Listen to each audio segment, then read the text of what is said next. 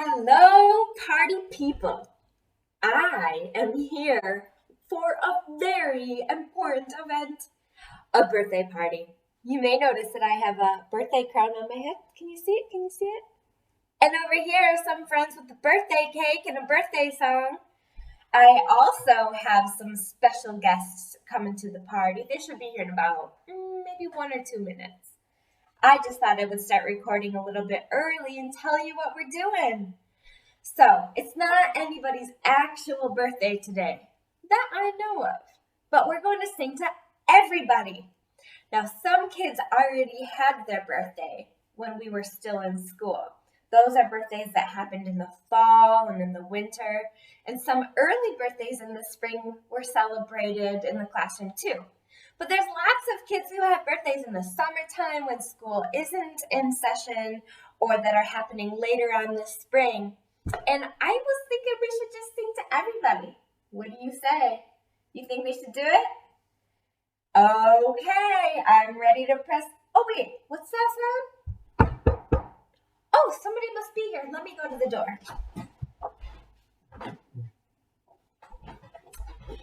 My birthday guests have arrived. Here is Valkyrie. She came to us all the way from a special mission with the Avengers. You know, like Iron Man and Hulk. Spider-Man came with her too. They were having a pretty busy day trying to bring peace to the universe, but they wanted to come here and celebrate too. Okay, Valkyrie. Okay, Spider-Man, are you ready to sing?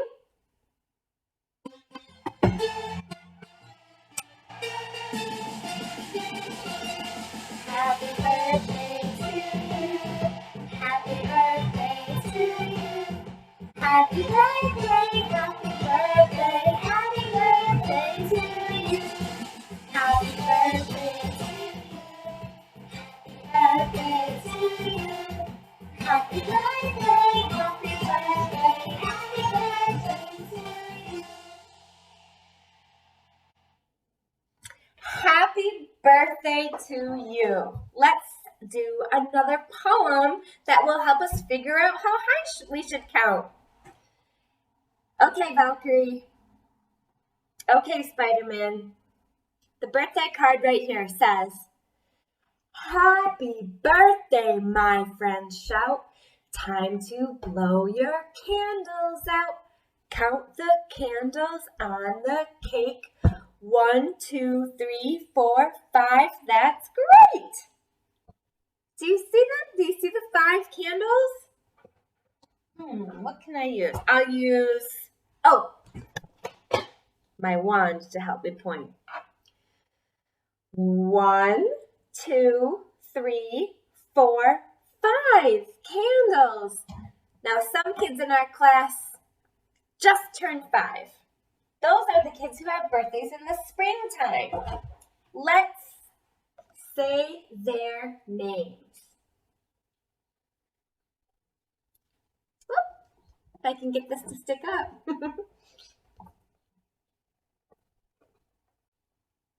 Spring birthdays were Zyliana, who had hers on March 1st. Miss Shanika had her birthday on March 4th. Leo had his birthday on April 27th. Kaylee, Sinai, Elias, and Tinu all recently had birthdays in May. Kaylee's was on May 8th. Sinai and Elias have birthdays on the same day. Theirs is May 17th, and Tinu's birthday was on May 20th. Birthdays that are coming up later this summer are Carter on July 21st, Sky on August 4th, and Xavier on August 8th. When school is back up and running and it's a fall, we're going to have more birthdays. Miss Jill, my birthday is on September 19th.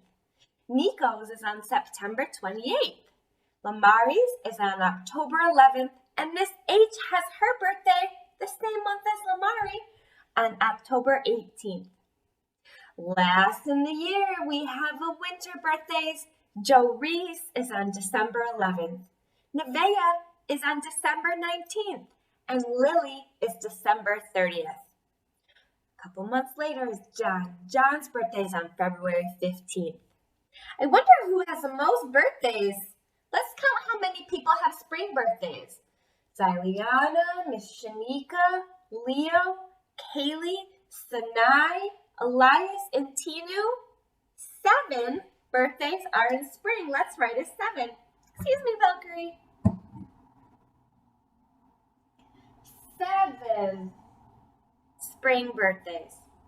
Let's count how many people have birthdays in the summer. Carter, Sky, and Xavier. That's 3. Let's draw a 3 up here by the summer birthdays. Fall birthdays, Miss Jill, Nico, Lamari, and Miss H. That's 4. We'll do our 4 right here. And winter birthdays, Joe Reese, Nevaeh, Lily, and John. That's also 4. We'll do that 4 right here by the balloons.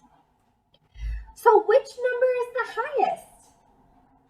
Which group has most birthdays in one season? Is 3 the highest number here? No.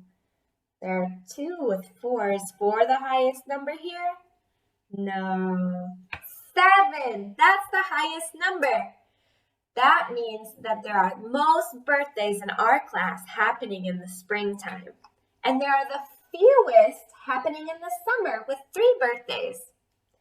Okay, friends. I have a very special book for us to read now. Let me see where I put it.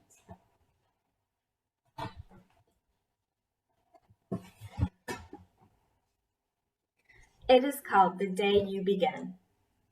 I'm going to scooch our birthday card over. Spider-Man and Valkyrie, you want to come a little bit closer so that you can see the story too? The Day You Begin. Now this is a book not exactly about birthdays, but it's a celebration of who we are as individual people. And that's my favorite thing about a birthday, is that we're all our own unique people. We all came into this world with something magnificent to bring to the world. This book will help us realize what some of those things are. And it will help us remember when we go to school next year in the fall, some very important things for kindergarten when more birthdays happen. If it's okay with you, I'm going to take off my birthday crown because it kind of makes a funny feeling under my chin. I'm still celebrating though. The Day You Begin, written by Jacqueline Woodson, illustrated by Rafael Lopez. Let's see. Little girl. Whoops. Now, you may remember, I really like to take some time here on this page. The story hasn't quite started yet, but this little book flap, it can tell us some clues about what will happen. It says, there will be times when you walk into a room and no one there is quite like you. Maybe that's something to learn about in this book.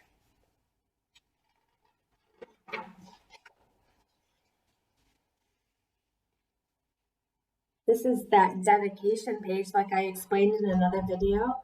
It says the people who this book is dedicated to. The writer, Jacqueline Woodson, dedicated this book to Saya, Nell, and Josie. And then the illustrator, who was Rafael Lopez, dedicated this book to Santiago, who he explains is the moon whisperer. That must be a magical story. There will be times when you walk into a room and no one there is quite like you. Maybe it will be your skin, your clothes, or the curl of your hair. There will be times when no one understands the way words curl from your mouth, the beautiful language of the country you left behind. My name is Rigoberto. We moved here from Venezuela. And because they don't understand, the room we fill with laughter, will fill with laughter until the teacher quiets everyone.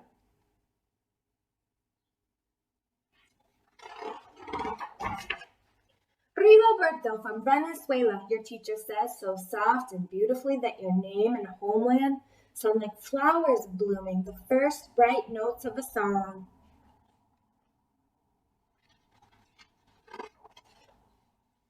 There will be times when the words don't come. Your own voice, once huge, now smaller, when the teacher asks, "What did you do last summer?" Tell the class your story. These shells came from a beach in Maine.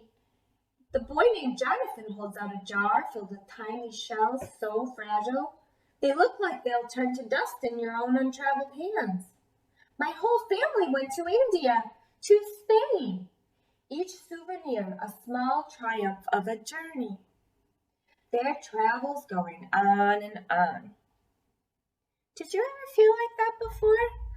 That some of your other friends have been to a lot of really cool places or done a lot of really cool things, and you've done cool things and you've been to cool places, but sometimes it just feels a little bit funny when people are talking about maybe a huge birthday present that they got, and maybe you just got a smaller one, or they had a huge birthday party and maybe yours was a little bit more humble.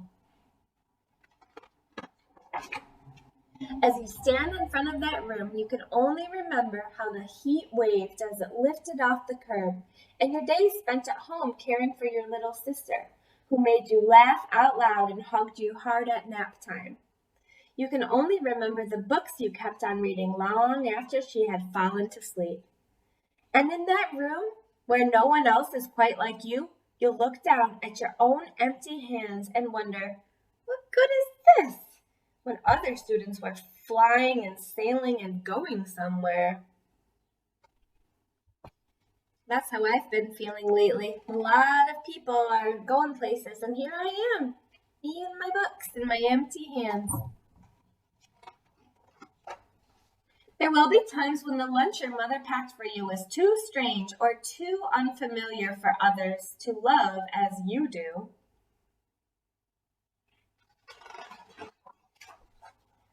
When even your own friend Nadia will wrinkle her nose and say, "What's in there anyway?" And you'll wonder how she doesn't see the rice beneath the meat and the kimchi. You'll wonder why she doesn't remember that rice is the most popular food in the world. There will be times when the climbing bars are too high, the run is too fast and far, and the game isn't one that you can ever really play. I don't want him on our team. You can watch. Maybe you can have a turn later. Did you ever feel like that before? A little left out? There will be times when the world feels like a place that you're standing all the way outside of. Hey, little boy. There's a bunch of friends playing together. You ever feel like you're on the outside looking in? And all that stands beside you is your own brave self, steady as steel and ready, even though you don't know yet what you're ready for.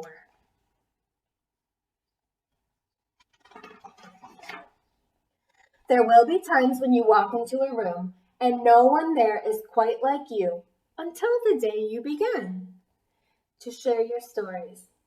My name is Angelina, and I spent my whole summer with my little sister, you tell the class. Your voice is stronger than it was a minute ago. Reading books and telling stories, and even though we were right on our block, it was like we got to go everywhere. They must be in imagination land soaring high to a new exotic castle. Your name is like my sister's, Rigoberto says. Her name is Angelina too. And all at once, in the room where no one else is quite like you, the world opens itself up a little wider to make some open space for you.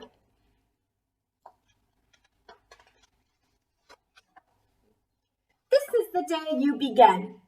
To find the places inside your laughter and your lunches, your books, your travel and your stories, where every new friend has something a little like you and something else so fabulously not quite like you at all. Are they having fun together? Even though there are some things that are different about them and some things that are the same? What do you think, Valkyrie? What do you think, Spider-Man?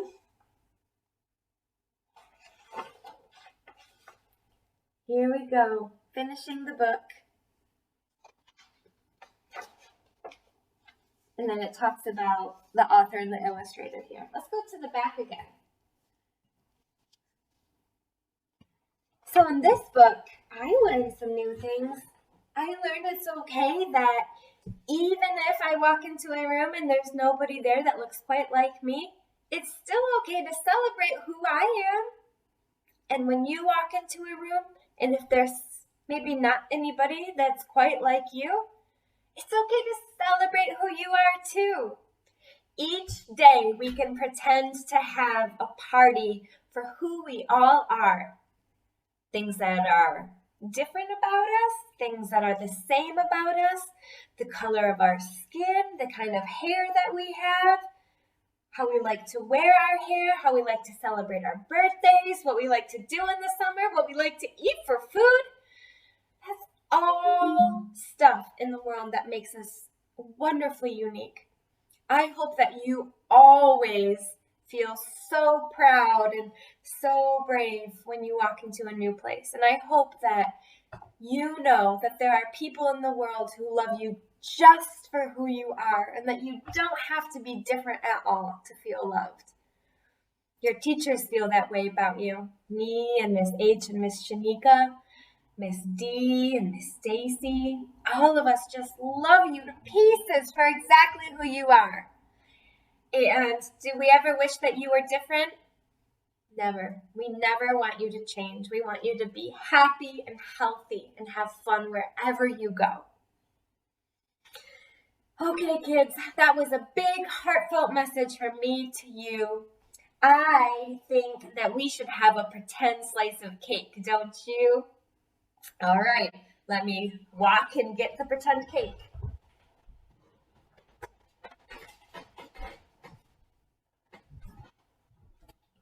Here I am, I'm back. Here's the big cake pan. It has 4 candles on the actual cake on the screen, the pretend cake. But we're going to pretend that it has more than that. We're going to pretend that it has 15 candles, 1 for each student in the class, and 3 candles for the teachers. That's 15, 16, 17, 18 candles we're going to pretend it has. Do you think we can count that high? 1, 2, 3, 4, 5, 6, 7, 8, 9, 10, 11, 12, 13, 14, 15, 16, 17, 18 candles. Should we sing happy birthday one more time to celebrate how wonderful it is that we were all born into this earth and that we get to be together? Happy birthday to you. Happy birthday to you. Happy birthday, dear classroom. Happy birthday, I love you. Bye-bye, everyone.